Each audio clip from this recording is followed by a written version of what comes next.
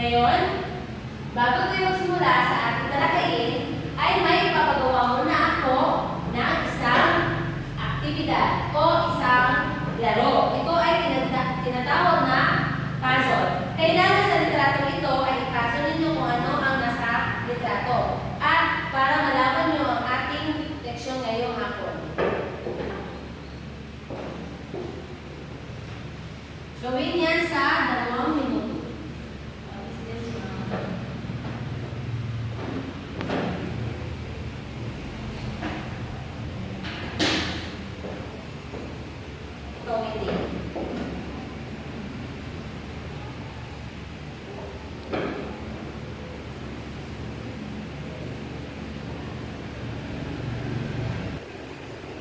Ano yan, Irish? Yan isang balde. Ito ay isang balde. Very good. Ito ay isang timba o balde sa ating bahay. So ngayon, ating tatalakayin ang ating bagong aralin. Ang ating bagong aralin ay tinatawag na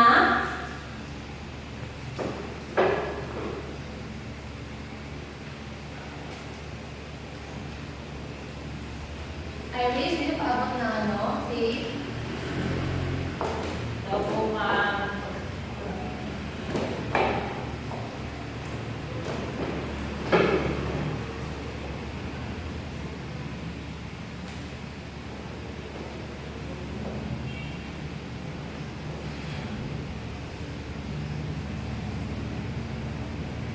Ang ating aralin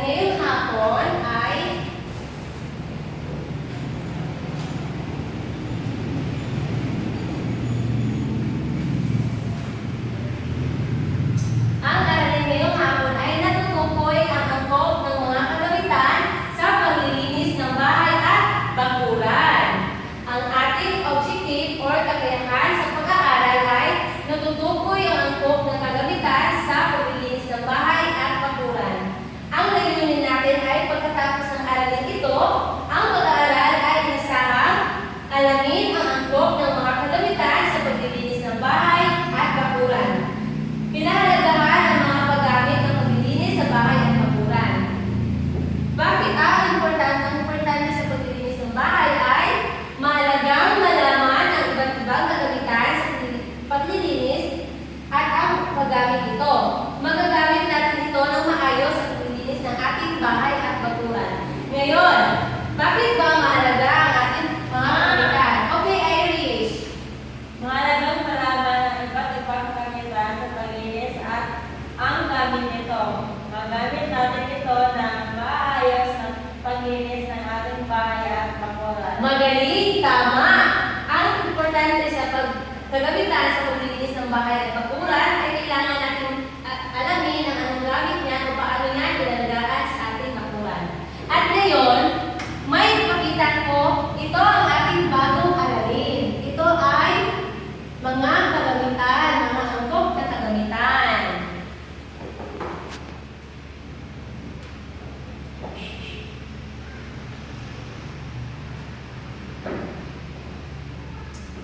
Angkop na kagamitan, ito ang mga iba't ibang uri ng kagamitan. Ito ay isang vacuum cleaner. Ginagamit itong pangsipsip ng alikabok sa carpet at mga upuan, upsifter at wastong pag-alaga. Alisin ang saksakan sa pagkatapos gamitin. Ang vacuum cleaner ba? May ganito ba sa inyo, Irish? Yes, ma'am. Very good. Timba. Ginagamit ang paghakot ng tubig, wastong pag-alaga. Dapat itong ingatan sapagkat ito ay madaling masira.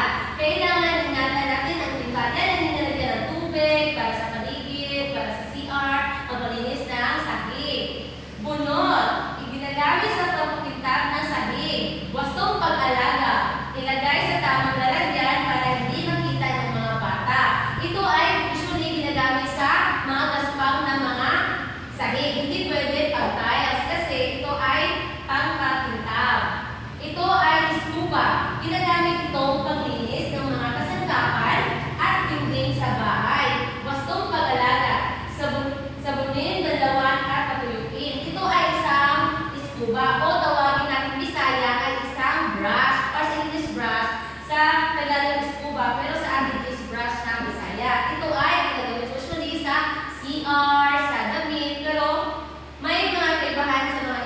ito ay matigas at malambot. Ang malambot ay para sa mga damit at ang mga matigas para sa mga dinding.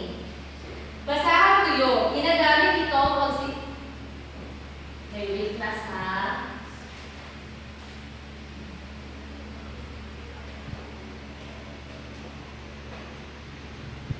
Basahang tuyo. Ginagamit ito pangsipsip ng alikabok at pagpunas ng salamin. O, di ba usually class, nakikita natin to sa mga kabahayan, like pagpunas ng lamesa, sa mga dinding, sa mga bintana, at iba pa. Okay, makinig Irish. Yes, ma'am.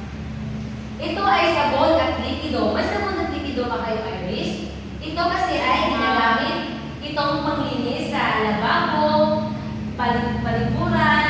Ang gustong paglalaga nito ay ilagay sa tamang lalagyan para hindi maabot ng isa o sa mga bata.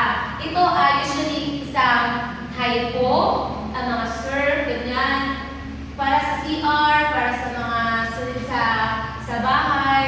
At ito din ay palakol. Ginagamit ito pagputol ng mga kahoy. Wastong pag-alaga. Dapat ilagay ito sa tamang lalagyan at tapos gamitin ng maayos sa paraan. Ito ang, may dito ba kayo Irish? Wala, ma'am. Okay. Dustpan. Ginagamit upang putin ng mga basura o dumi. Wastong pag-alaga. Isabit o ilagay sa tamang lalagyan. Walis tingting. Ginagamit sa pangwalis sa paggaspang, masalit at bakuran. Ito ay walis tingting. Ito ay usually ginagamit sa labas ng bahay ng bakuran. Ito ay walis tambo.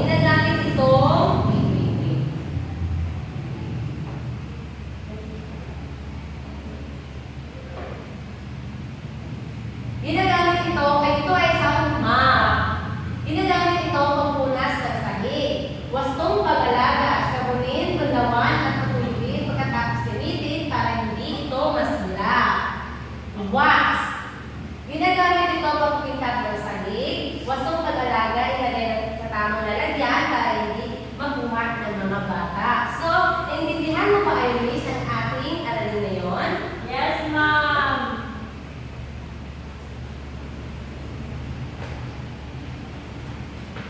Magaling. At ngayon, may ipapakita akong isang litrato.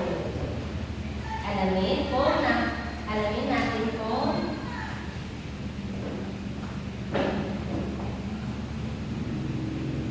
wait.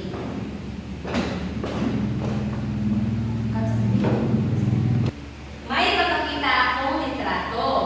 Ito ay isang walis tingting. Ginagamit ito sa labas na bakura, sa magaspang na sahig. Ito ay isang vacuum cleaner. Ito ay usually ginagamit sa mga dumi para makuha ang mga kadumihan sa ating bahay. Ito ay isang bunot. Ginagamit din ito ng mga native people. Ito ay walis tambo. Ito ay isang floor wax or wax. So ngayon, may ipapakita ako sa inyo Irish.